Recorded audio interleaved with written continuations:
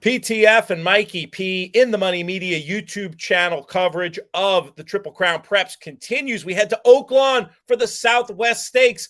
Mikey, morning line favorite in here. Number one, Gaming draws the rail. Spoiler alert, I'm cynical about this one's chances. I thought was going to go by in the juvenile. Looked to me like a horse that maybe wanted to go shorter there. Did nothing for that form in the Los Al Futurity. His presence in this race makes me excited to play it. Am I underrating Gaming? I don't think you're underrating. I do think, though, beware of Baffert, especially when he ships to Oaklawn. He usually brings them primed and ready. This horse has proven that he has some class. Grade 1 win in that Del Mar Futurity, second in the juvenile. So that last line took a lot of shine off this horse. I do think is a contender, but this one needs to prove it here at Oaklawn. And he'll have every chance, that's for sure. Sandman, number 6. There's a world in which they go too fast here. I can make a case that Sandman's going to be the best closer. Really like that pace line last time out. His personal pace line faster than it had been, still finished up well. Is Sandman on your radar? He is, just because of the nature of the pace of this race. I think this pace is going to heat up. There's tons of speed in this race. They're going for $1 million.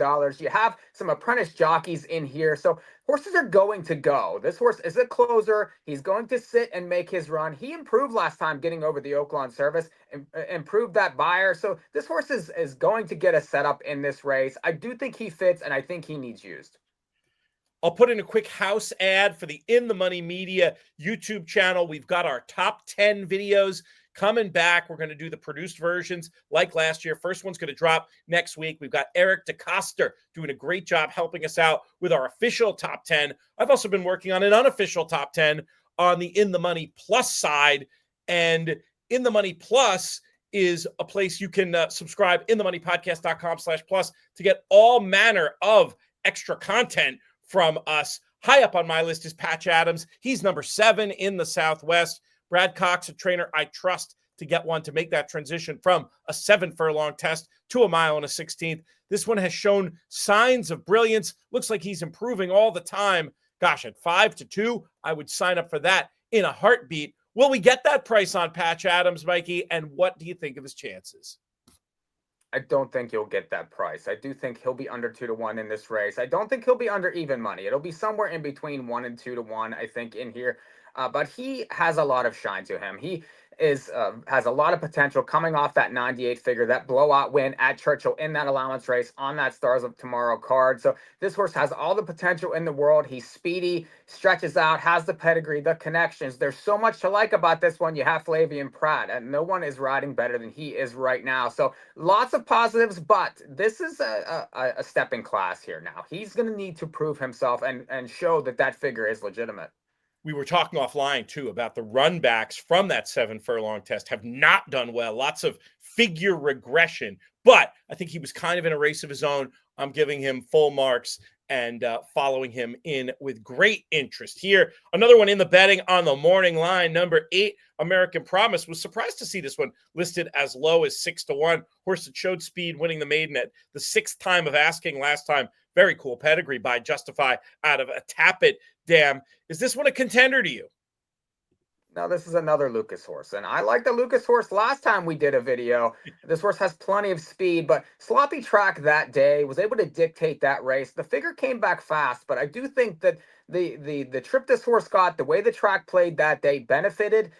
This one, I think, is going to push the pace here again. You have Tyler Bacon here, who's riding very well at Oaklawn, but typically an apprentice jockey. He's very aggressive from the gate. This is a horse that's going to heat this pace up. I think he's going to be tested and ultimately probably have a difficult time to finish it out. I like that call as a pace factor, though, potentially. If pace could be faster than meets the eye, going to be interesting to see how Patch Adams deals with it. I contend with forth with the idea that he's not a need the lead type who will be able to settle if somebody like that runner wants to go on a mission, but we'll see how it plays out. In the Money Media YouTube channel, I mentioned it before, top 10 videos, previews coming. If you don't want to miss any of our exclusive YouTube content, make sure you subscribe to the In the Money Media YouTube channel. Click that notification bell as well. You can also check us out on the podcast side, In the Money Players Podcast, wherever you get your podcasts. And we've got free daily racing tips and analysis over at inthemoneypodcast.com. Time for the rubber to meet the road, my friend.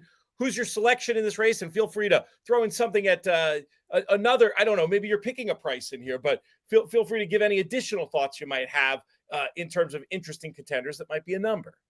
Well, I do think, and I've mentioned this a couple times, but I do think this race heats up significantly. Patch Adams, American Promise, a horse we didn't mention, Speed King, is on the outside. This is another speedy type here that should heat up this pace. Horses like Publisher, that's inside, is another one that likes to be forward gaming. Typically, the Baffert horses are forward. So I'm going to try two horses that should be closing. Number 4, Tiztastic. This is Steve Asmussen here.